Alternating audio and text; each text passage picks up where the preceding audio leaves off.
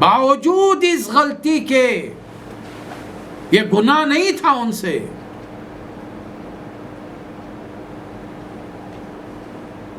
تھوڑی کسل مندی ہو گئی۔ اور اس سورہ میں اللہ تعالیٰ نے نبی کریم صلی اللہ علیہ وسلم کے ساتھ بھی کوئی رعایت نہیں کی۔ منافقین نے رسول اللہ صلی اللہ علیہ وسلم پر حملہ کرنے کی راستے میں تبوک سے واپسی کی کوشش کی۔ اب اللہ تعالیٰ کیا فرما رہا؟ یا ایھا النبی، یہ دوسری تقریر شروع ہو رہی ہے آیت نمبر 73 سے۔ یہ دوسرا خطبہ ہے قرآن مجید کا، دوسرا حصہ ہے سورہ توبہ کا، جو جنگ تبوک سے واپسی میں نازل ہوا۔ ایک پہلا آیت نمبر 1 سے لے کر جو اللہ تعالیٰ نے نازل فرمایا ہے وہ تو معاملہ بالکل ہی الگ ہے۔ 1 سے لے کر 37 تک جو ہے وہ 9ویں سال کے اختتام پر حج کے موقع پر نازل ہوا۔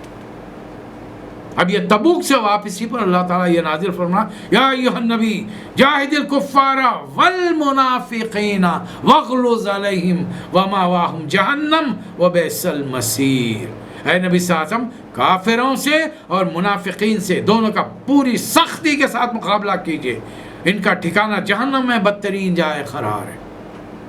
اسی لیے رسول اللہ صلی اللہ علیہ وسلم نے مدینہ پہنچنے سے پہلے صحابہ اکرام کی ایک ٹکڑی بھیجی کہ اس مسجد کو جسے منافقین نے بنایا تھا، قرآن جسے مسجد زرار کا نام دیتا ہے، اسے شہید کر دیا جائے۔ یہ لوگ اے نبی صلی اللہ علیہ وسلم قسمیں کھا کر کہیں گے ہم نے بات نہیں کی، حالانکہ انہوں نے ضرور وہ کافرانہ بات کے اسلام برائے نام قبول کیے، پھر انہوں نے لقد قالوا کلمۃ الکفر، کفر کا انہوں نے کلمہ کیا ہے۔ اور یہ سارا غصہ اس بات پر ہے کہ اللہ رسول نے اپنے فضل سے مدینے کے صحابہ اکرام، مکے کے لوگوں کو مال و دولت سے مالا مال کیا ہے۔ ان میں سے بعض ایسے بھی ہیں جنہوں نے اللہ سے عہد کیا کہ اگر اللہ نے اپنے فضل سے نوازا ہم خیرات کریں گے، صالح کریں گے۔ ایک صحابی تھے، اللہ نے بے تحاشا مال دیا، جب ان کے پاس مال بڑھ گیا، تجارت بہت ہو گئی،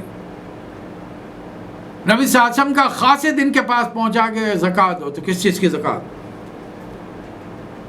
کس چیز کی زکوٰۃ؟ میں نے محنت کی ہے، میں کاروبار کو بڑھایا ہے، زکوٰۃ کس چیز کی ہوگی؟ قاصد نے آ کر بتا دیا۔ تھوڑے دنوں کے بعد انہیں احساس ہوا کہ میں نے بڑی غلطی کی ہے زکوٰۃ دے کر۔ زکوٰۃ لے کر رسول اللہ صلی اللہ علیہ وسلم کے پاس حاضر ہوئے، نبی صلی اللہ علیہ وسلم نے فرمایا کہ نہیں، اللہ نے تم سے زکوٰۃ لینے کے لیے منع کر دیا، نہیں لی نبی صلی اللہ علیہ وسلم۔ حضرت ابوبکر کی خلافت کے دور میں آئے، رضی اللہ تعالیٰ، نہیں لی۔ حضرت عمر فاروق رضی اللہ تعالیٰ عنہ کی خلافت میں آئے، نہیں لی ان سے۔ جب اللہ نے منع کیا ہے تم سے زکوٰۃ بھی نہیں لیں گے، تم مسلمان ہو، تم کو ٹریٹ مسلمان ہی کریں گے، قیامت میں اللہ کیا معاملہ کرتا ہے وہ دیکھا جائے گا۔ تم تو آرزویں تمنائیں کر رہے تھے کہ اللہ تعالیٰ مال دے گا تو تم خرچ کرو گے، اور اللہ نے جب نوازا تو تمہارا حال یہ ہے۔ اور یہ منافقین کا حال کیا تھا؟ وَقَالُوا لَا تَنْفِرُوا فِي الْحَرِّ، سخت گرمی ہے مت نکلو۔ اے نبی صلی اللہ علیہ وسلم ان سے کہیے نار جہنم اشد حرا، دوزخ کی آگ سے اس سے بڑھ کر سخت اور گرم ہوگی، یاد رکھو اسے۔ اور وہاں پر ہنسنا کم ہوگا، رونا زیادہ ہوگا وہاں پر۔ اصلی بات یہ ہے، اور آئندہ کے جنگوں میں تم ہمارے ساتھ کہیں جہاد میں نہیں نکل سکو گے، کسی دشمن سے تم نہیں لڑ سکو گے، اس لیے کہ پہلے بھی تم نے بیٹھنا گھر میں پسند کیا تھا، ابھی بھی گھر والیوں کے ساتھ بیٹھ کر رہو۔ انہی دنوں میں رئیس المنافقین عبداللہ بن ابی کا انتقال ہو گیا، بیٹا عبداللہ، بیٹے کا نام بھی عبداللہ، بڑا خالص صحیح العقیدہ مسلمان۔ ایک موقع پر اس نے صاف صاف کہہ دیا تھا، عبداللہ رضی اللہ تعالیٰ نے کہا اللہ کے رسول مجھے اطلاع ملی کہ آپ میرے والد کو قتل کرنا چاہتے ہیں، اگر آپ چاہتے ہیں تو مجھے حکم دیجئے، آپ کے حکم کی تعمیل میں میں اپنے باپ کا سر کاٹ کر آپ کے قدموں میں رکھ دوں گا۔ حالانکہ مدینے والے جانتے ہیں کہ مدینے کا کوئی بیٹا مجھ سے زیادہ اپنے والد کا فرما بردار نہیں ہے، لیکن آپ کے حکم کی میں تعمیل کروں گا، البتہ کسی اور کو حکم مت دیجئے، اس لیے کہ میں اپنے باپ کے قاتل کو اگر دیکھوں گا تو شاید مجھ سے اپنے آپ پر قابو نہ ہو، کوئی غلطی ہو جائے۔ نبی صلی اللہ علیہ وسلم نے مسکرا کر فرمایا عبداللہ کس نے کہا ہم تمہارے والد کو قتل کرنا چاہتے ہیں، ہمارا ایسا کوئی ارادہ نہیں۔ اب جب انتقال ہو گیا تو رسول اللہ صلی اللہ علیہ وسلم کی خدمت میں آئے، اے اللہ کے رسول ابا کا انتقال ہو گیا ہے، آپ آئیے نماز جنازہ پڑھائیں۔ پہلے تو رسول اللہ علیہ وسلم کی مہربانی رحم دلی دیکھیں، اپنا جبہ عنایت فرمایا کہ اس کے کفن میں یہ جبہ پہنا اسے، یہ احسان کا بدلہ تھا۔ حضرت عباس جنگ بدر میں زخمی ہو کر اور قیدی بن کر آئے تھے، کپڑے پھٹ گئے تھے اور ڈیل ڈول کے اعتبار سے عبداللہ بن ابی ان کے برابر کا تھا، اس کا جبہ ادھار لے کر پہنایا گیا تھا۔ اب نبی صلی اللہ علیہ وسلم نے اس ادھار کو چکایا، اس کی نماز جنازہ پڑھانے کے لیے پہنچ گئے۔ اب جہاں جاتے ہیں حضرت ابوبکر حضرت عمر دونوں ساتھ رضی اللہ تعالیٰ عنہ، حضرت عمر برابر اصرار کریں کہ اللہ کے رسول یہ منافق تھا، اس کی نماز مت پڑھائیے اور اس کے لیے استغفار مت کیجیے۔ اب روایات مختلف ہیں، ایک روایت یہ کہ آپ نے نماز پڑھائی، اور دوسری روایت یہ ہے کہ نماز پڑھانے کھڑے رہے تھے کہ اللہ نے آیت نازل فرمائی وَلَا تُصَلِّ عَلَىٰ أَحَدٍ مِّنْهُمْ مَاتَ أَبَدًا وَلَا تَقُمْ عَلَىٰ قَبْرِهِ إِنَّهُمْ كَفَرُوا بِاللَّهِ وَرَسُولِهِ وَمَاتُوا وَهُمْ فَاسِقُونَ۔ آئندہ سے فاسقوں میں سے جو مر جائے اس کی نماز جنازہ آپ نہیں پڑھنا، نہ اس کی قبر پر کھڑے رہنا، نہ مغفرت کی دعا کرنا، اس لیے کہ انہوں نے اللہ رسول کے ساتھ کفر کیا ہے اور وہ اس حال میں مرے ہیں کہ وہ فاسق تھے۔ اب بتائیے، غور کیا کبھی آپ نے اللہ کا ایک حکم نہ ماننے پر اللہ تعالیٰ ایسوں کو فاسق کر رہا ہے، اور ہمارا حال کیا ہے؟ ہم کتنے احکامات کی خلاف ورزی دن رات کر رہے ہیں اس پوری امت مسلمہ کا، غور کر کے دیکھیے، اور امیدیں لگائیں بیٹھے اللہ تعالیٰ کی مہربانی ہم پر نہیں ہے، اللہ ہماری دعائیں نہیں قبول فرما رہا ہے۔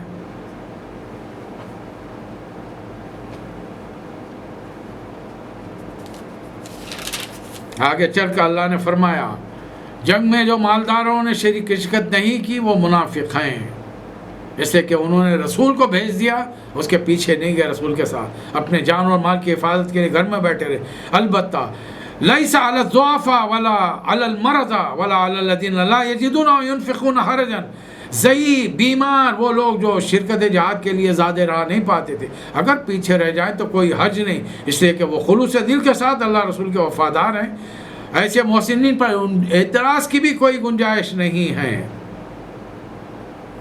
اور اے نبی صلی اللہ علیہ وسلم جب وہ آئے تھے آپ کے پاس اور آپ سے کہہ رہے تھے کہ آپ ہمارے لیے سواریاں کا انتظام کیجئے، اور آپ نے کہا کہ میں تمہارے لیے کوئی بندوبست نہیں کر سکتا، وہ جب آپ کے پاس سے پلٹ کر جا رہے تھے تولوا وَأَعْيُنُهُمْ تَفِيضُ مِنَ الدَّمْ، ان کی آنکھوں میں آنسو تھے، وہ رو رہے تھے کہ ان کے پاس ساز و سامان ہی نہ ہتھیار ہے نہ سواری، وہ جنگ میں کیسے شرکت کریں گے۔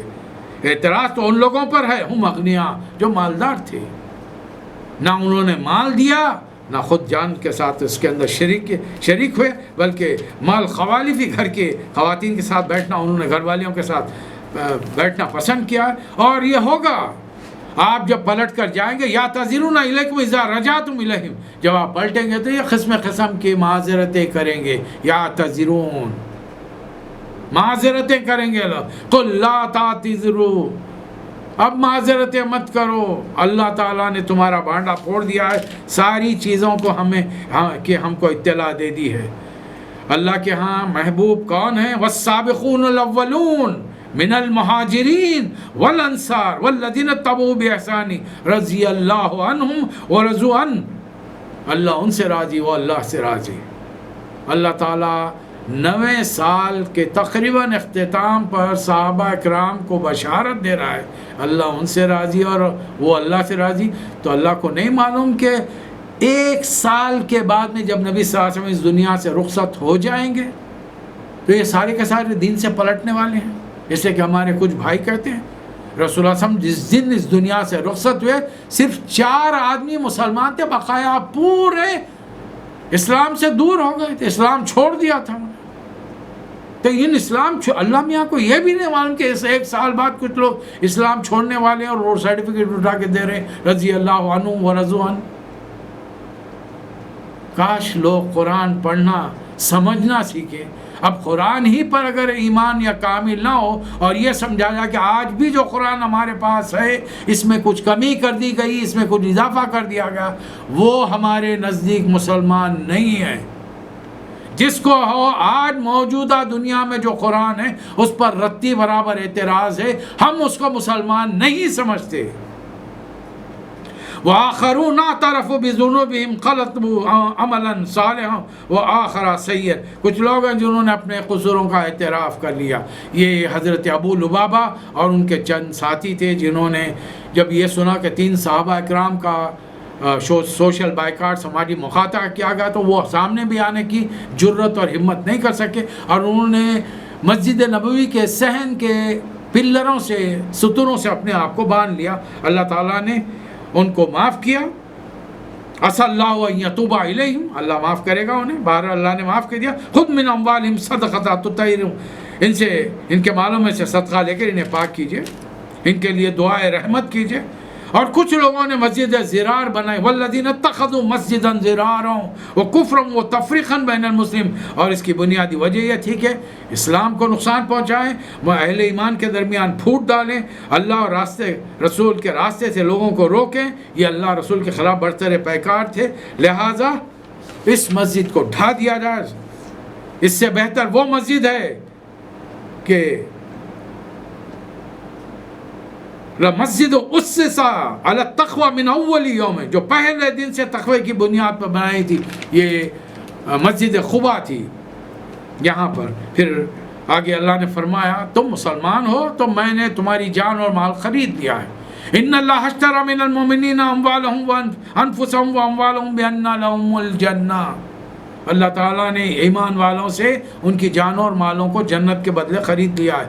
نہ جان میری ہے، نہ آپ کی ہے، نہ مال میرا ہے، نہ آپ کا ہے۔ اللہ کے راستے میں خرچ کریں، جان کا اپنا وقت لگائیے۔ میں یہ نہیں کہہ رہا ہوں سیرت سنا کر ہاتھ میں کلاشنکوف لیجئے اور میرے ساتھ چلیے میدان جنگ میں، نہیں۔ ابھی ہم 5 وقت کی شعوری نماز کے جب عادی نہیں ہوئے ہیں، روزوں نے ابھی ہم میں تقویٰ نہیں پیدا کیا، مال کی محبت دلوں سے کم نہیں ہوئی اور زکوٰۃ پوری نہیں نکال رہے، اور جو مالدار تھے آج تک انہوں نے اپنے مال کو بچا کر بیٹیوں کی شادی، بچوں کے کالجوں یونیورسٹیوں میں داخلوں کے لیے رکھا، اللہ کے گھر کی زیارت نہیں کی۔ یہ کہ اللہ کے راستے میں جہاد کریں گے؟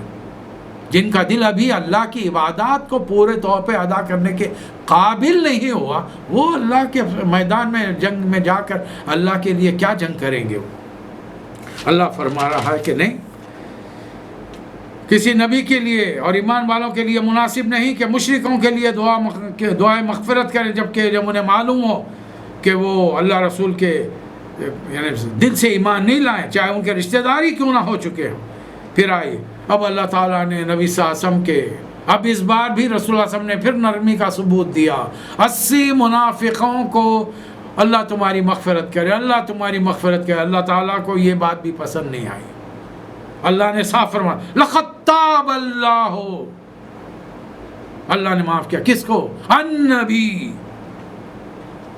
اہل نبی صلی اللہ علیہ وسلم کا، والمہاجرین والانصار اتبعوا فی ساعۃ العسرا، اللہ نے معاف کر دیا نبی صلی اللہ علیہ وسلم کو، مہاجرین کو، انصار کو، جنہوں نے بڑی تنگی کے وقت میں نبی کا ساتھ دیا۔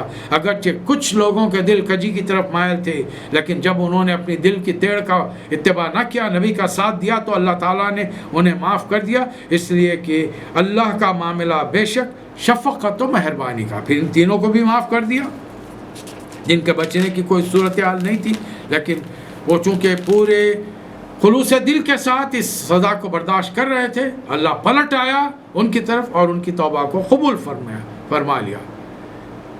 اے لوگوں جو ایمان لائے ہو، اللہ سے ڈرو، سچے لوگوں کا ساتھ دو۔ مدینے کے باشندوں اور اطراف کے بدوؤں کے لیے مناسب نہ تھا کہ اللہ کے رسول کو چھوڑ کر جنگ میں جانے دیں اور خود گھروں میں بیٹھے رہیں، اپنے اپنے نفسوں کی فکر کریں۔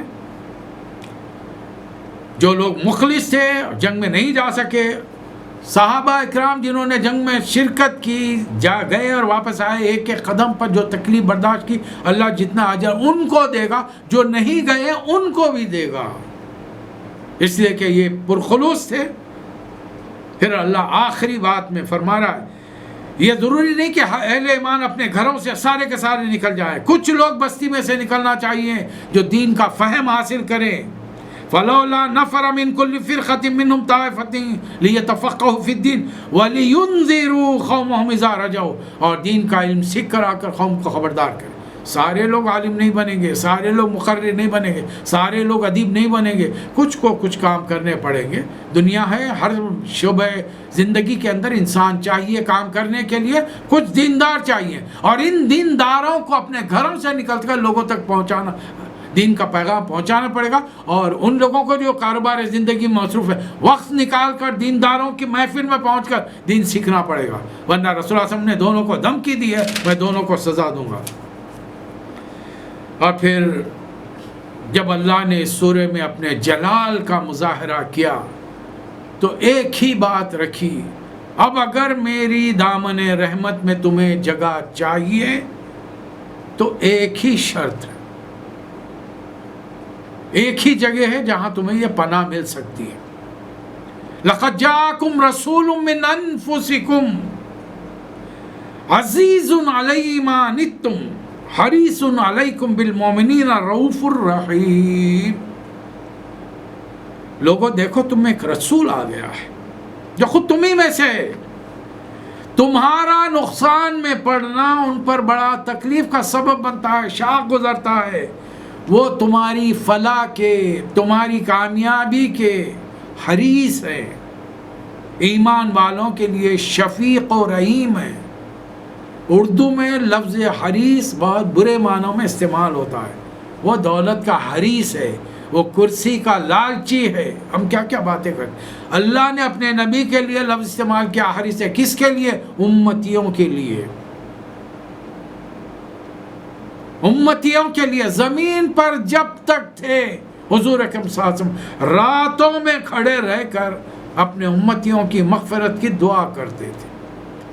سورہ مائدہ کی ایک آیت پر ایک رات میں جب پہنچے، ان تعذبہم فإنہم عبادک، اور اگر تو انہیں سزا دیتا ہے تو پروردگار تیرے بندے ہیں، وَإِن تَغْفِرْ لَهُمْ إِنَّكَ أَنْتَ الْعَزِيزُ الحکیم، اور اگر تو انہیں معاف کر دے تو زبردست سے بڑا حکمت والا ہے۔ اس ایک آیت کو دہراتے ہوئے اور آنسو بہاتے ہوئے نبی کریم صلی اللہ علیہ وسلم نے فرش پر رات پوری کر دی، صبح کا وقت نکل آیا، اور قیامت کے دن آپ کو ایک ہی خیال ہوگا، امتی امتی۔ بظاہر ہر مسلمان رسول اللہ صلی اللہ علیہ وسلم سے محبت کا دعویٰ کرتا ہے، میں اور آپ، زبان سے الفاظ کیا نکلیں گے؟ ہمارے ماں باپ فدا، فدا امی و ابی، بلکہ میں تو اس کو سمجھتا ہوں آج کے منافقین، آج کے مسلمان کی زبان سے یہ جملہ نفاق کا ہے۔ یعنی میں چاہ رہا ہوں کہ میرے ماں باپ تو رسول اللہ پر فدا ہو جائے، میں فدا نہیں ہو سکتا۔ فدا ہونے کے معنی کیا ہے؟ آپ کے طریقہ کار پہ چلوں گا، ایک ایک سنت کو دانتوں سے پکڑوں، جو جو آپ نے کیا اس پر، ہر چیز پر عمل کرنے کی کوشش کروں۔ نبی کریم صلی اللہ علیہ وسلم جیسا بننے کی کوشش کری، چلیے بڑی بڑی باتیں نہیں۔ رسول اللہ صلی اللہ علیہ وسلم صادق تھے، سچے تھے، ہم سچے بن جائیں۔ رسول اللہ صلی اللہ علیہ وسلم امانت دار تھے، ہم امانت حق، ہر ایک جو چیز ہمارے یہاں امانت ہے اس کا حق ادا کرنا سیکھ لیں۔ جہاں کام کریں پوری امانت داری، دیانت داری کے ساتھ ایک ایک پائی کا حساب کریں، اپنے مالک کو دے دیں، اپنے کمپنی کے ذمہ دار کو دے دیں۔ امانت داری ہے، چند چیزیں ایک پر عمل کرنا شروع ہوگا، ایک اللہ تعالیٰ توفیق دے گا، ہم اپنے آپ کو رسول اللہ علیہ وسلم کا صحیح امتی ثابت کر سکتے ہیں۔ اللہ موقع دے رہا ہے، پھر ایک بار موقع دے رہا ہے، دیکھو یہ رسول تمہاری فلاح کا حریص تھا، پھر مومنوں پر بڑا شفیق تھا۔ اور اگر اے نبی صلی اللہ علیہ وسلم فَإِن تَوَلَّوْا، اگر یہ منہ موڑتے ہیں، فَقُلْ حَسْبِيَ اللَّهُ، تو کہہ دیجئے میرے لیے اللہ بس کرتا ہے، لا الہ الا ہو۔ اصل یہ ہے وہ دعوت جو 1,24,000 انبیاء دنیا میں انسانوں تک پیغام پہنچنے آئے۔ تمہارا خدا تمہیں نظر نہیں آئے گا، اس کی کاریگری، اس کی خدائی، اس کی قدرت، اس کی صنائی کو پوری کائنات میں دیکھو اور ایک نتیجے پر پہنچو کہ ان تمام چیزوں کا بنانے والا، چلانے والا، ان کی نگرانی کرنے والا، ان کی سرپرستی کرنے والا اور یہ کائنات کا قیام صرف اس کے حکم سے قائم و دائم ہے، اور وہ ایک ہے۔ یہ ہے توحید کا پیغام۔ اگر اس میں اللہ کو ایک مان لیے ذات میں، الحمدللہ دنیا کا ہر مسلمان ذات میں اللہ کی کوئی شرک نہیں کرتا، لیکن مسئلہ سب سے بڑا یہ ہے کہ اللہ کے حقوق میں، اللہ کے اختیارات میں، اللہ کی صفات میں ہم نے سینکڑوں کو شامل کر لیا، اللہ کے بندوں کو ہم نے اس مقام پر پہنچا دیا جو صفات اللہ کی ہیں، جو اختیارات اللہ کے ہیں۔ اور نبیوں کی تعلیم یہ ہے کہ حسبی اللہ، میرے لیے تو اللہ کافی ہے۔ کون ہے وہ؟ لا الہ الا ہو، اس کے سوا کوئی قابل پرستش، قابل عبادت، قابل تعظیم نہیں ہے، اس کے علاوہ کوئی لائق عبادت نہیں۔ علیہ توکلت، میں اسی پر بھروسہ کرتا ہوں۔ آپ کس پر بھروسہ کرتے ہیں؟ میں کس پر بھروسہ کرتا ہوں؟ اپنے آپ پر؟ ہم تو اپنے اسپانسر پہ بھروسہ کرتے ہیں۔ اذان کا وقت ہو رہا ہے، اذان ہو رہی ہے، حی علی الصلاۃ، حی علی الفلاح، میٹنگ میں بیٹھے ہوئے ہیں سب، دیکھیں میٹنگ سے جاؤں گا نوکری سے نکال دے گا، یعنی رزاق ہو گیا وہ ہمارا۔ کبھی کبھار کوئی بہت ایمرجنسی کی کیفیت ایک اور چیز ہے۔ اب خوشامدی نقطہ نظر سے سوال یہ ہے کہ اللہ ہمارے دلوں کے حالات سے واقف نہیں ہے؟ علیم بذات الصدور نہیں ہے وہ؟ جب وہ دلوں کا حال جانتا ہے تو وہ ہماری کیفیت سے واقف نہیں کہ ہم اس وقت میٹنگ میں کس نقطہ نظر سے بیٹھے ہوئے ہیں؟ ہمارے پیش نظر اللہ کی خوشنودی ہے یا اپنے اسپانسر کو، اپنے مینیجر کو، اپنے ڈی ایم کو خوش کرنا ہے؟ کیا چیز ہے ہمارے پیش نظر؟ اور جس پر میں بھروسہ کر رہا ہوں وہ کون ہے؟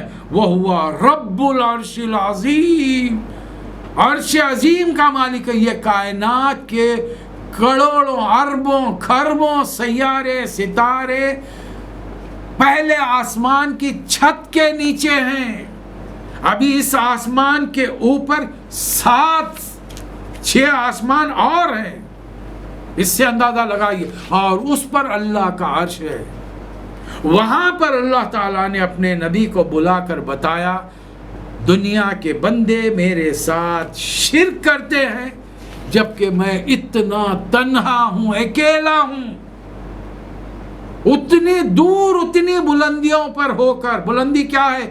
ہر آسمان کے بیچ میں کی مسافت کیا ہے؟ رسول اللہ صلی اللہ علیہ وسلم کے حدیث کے الفاظ میں 500 سال ایک انسان چلتا رہے تو دوسرے آسمان کے پاس پہنچے گا، یعنی 3500 سال، 7 آسمان۔ اب اس کے بعد میں 7ویں آسمان سے عرش کا فاصلہ، کس کی عمر ہے اتنی لمبی؟ اللہ کیا بتانا چاہ رہا ہے؟ یہ دیکھیے، یہ زمان، مکان، فاصلے مخلوق کے لیے، خالق کے لیے نہیں۔ خالق کے لیے کوئی چیز اہمیت ہی نہیں رکھتی، اممیٹیریل، ہر چیز اس کے کن کی تابع ہے۔ وہ اپنی زبان مبارک سے فرما دے کن، بس ہو جائے گا، وہ اس سے بڑھ کر کوئی چیز ہونے والی نہیں ہے۔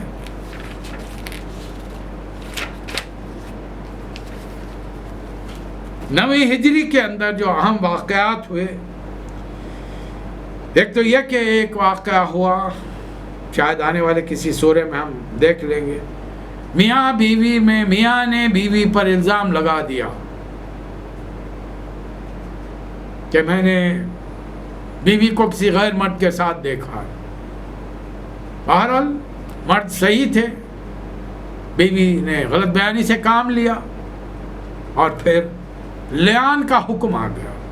اللہ تعالیٰ نے 5 قسمیں کھائے جائیں گی، 4 قسمیں کھا کر مرد کہے گا کہ میں سچا ہوں، اور 5ویں قسم کھا کر کہے گا کہ اگر میں نے جھوٹ کہا تو اللہ کی مجھ پر لعنت۔ عورت 4 قسم کھا کر کہے گی کہ یہ مرد جھوٹا ہے، اور 5ویں قسم کہے گی کہ اگر میں جھوٹی ہوں تو اللہ کا مجھ پر عذاب ہے۔ اس کے بعد میں دونوں میں تفریق، علیحدگی ہو جائے گی، اور پھر عدت گزارنے کے بعد عورت جس سے چاہے شادی کرے۔ ایک خاتون غامدیہ کی آئیں، انہوں نے اعتراف کر لیا کہ اللہ کے رسول مجھ سے ایک برا کام ہو گیا جس کی سزا رجم ہے. نبی صلی اللہ علیہ وسلم نے سرسری طور پر دیکھا اور نظر پھیرا لی. پھر وہ خاتون نے اصرار کیا, فرمایا کہ ٹھیک ہے تھوڑے دنوں کے بعد میں آؤ, کیا پتہ وہ جو غلطی ہوئی ہے اس کی وجہ سے حمل ٹھہرا ہو. اور پتہ چلا کہ ہاں حمل ٹھہرا ہے. پھر وہ خاتون آ گئی. نبی صلی اللہ علیہ وسلم نے فرمایا کہ ولادت کے بعد آؤ. 9 مہینے کے بعد میں وہ خاتون, آپ سوچ رہے ہو گے میں جیسے ہم جیسے کم ذہنیت والے سوچیں گے ایک غلطی ہو گئی چھپانا چاہیے, کیا ضرورت ہے لوگوں کے سامنے ڈنڈورا پیٹنے کی. نہیں, جو نیک مومن ہوتے ہیں وہ اللہ کے دربار میں اپنا دامن پاک لے گا. دنیا میں ایک بار سزا ملے گی تو اللہ دوبارہ سزا نہیں دے گا. 9 مہینے کے بعد پھر آئی. رسول اللہ صلی اللہ علیہ وسلم نے فرمایا بچہ ہے اور اللہ نے 2 سال دودھ پلانے کا حکم دیا. یعنی نبی صلی اللہ علیہ وسلم نے موقع پہ موقع دیے اس کو, لیکن وہ خاتون اتنی ثابت قدم رہی کہ مجھ سے غلطی ہوئی ہے اور مجھے سزا دنیا میں چاہیے, قیامت میں سب کے ساتھ نہیں, سب کے سامنے نہیں چاہیے. 2 سال کے بعد میں اس طریقے سے آئی کہ خاتون کے گود میں بچہ ہے اور بچہ روٹی کا ٹکڑا کھا رہا ہے. نبی صلی اللہ علیہ وسلم نے صحابہ کرام کو حکم دیا بچے کو لے لو. خاتون کو لے گئے, گڑھا کھودا گیا, ان کو گلے تک گڑھے کے اندر اتارا گیا. اب پتھر مارنا شروع ہوا. شادی شدہ مرد یا عورت بدکاری کرے رجم کی سزا ملے گی. یہ سزا رسول اللہ صلی اللہ علیہ وسلم نے نہیں رکھی, یہ سزا قرآن میں اللہ کی نہیں ہے, یہ سزا تورات کی ہے. اعتراض کرنے والوں کو موسیٰ علیہ السلام کی امتیوں کو پکڑنا چاہیے. یہ سزا تمہاری کتاب میں لکھی ہوئی ہے, ہم کو شرمانے کی شرمندہ ہونے کی ضرورت نہیں ہے. تمہاری کتاب میں اللہ نے لکھی ہے اور تم آج مسلمانوں سے کہتے ہو کہ موت کی سزا مت دو. صرف بدکاری, اور تم نے اس پر پردہ ڈالا ہے. آج ویسٹ 90% بدکاری کے اندر ملوث ہے. ہم سپر پاور جیسا ملک, ہر چوتھا لڑکا جو پیدا ہوتا ہے, چوتھا بچہ جو پیدا ہوتا ہے حرامی ہوتا ہے, اسے اپنے باپ کا پتہ نہیں ہے.